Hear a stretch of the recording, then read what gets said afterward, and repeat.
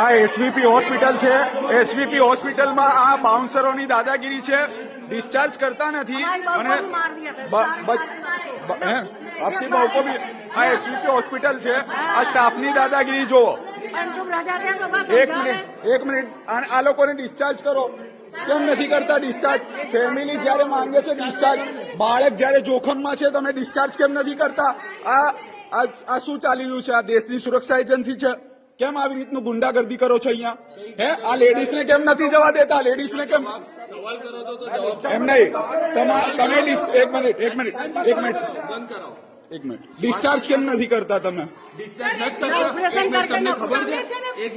ક્યારના ઉભા છો?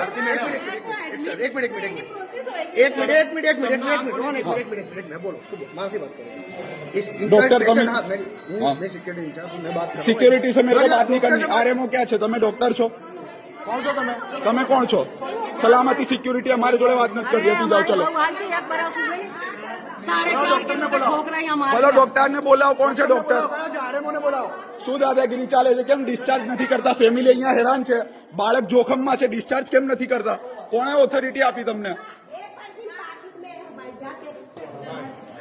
ડિસ્ચાર્જ કરો ફટાફટ. બાળકને કાંઈ પણ થશે તો સ્ટાફની ને તમારા લોકોની બધાની જવાબદારી રહેશે. આ એસવીપી હોસ્પિટલની અંદર ફેમિલી હેરાન છે. આ લોકો બાળક ઇમરજન્સીમાં છે ને. હા બોલો.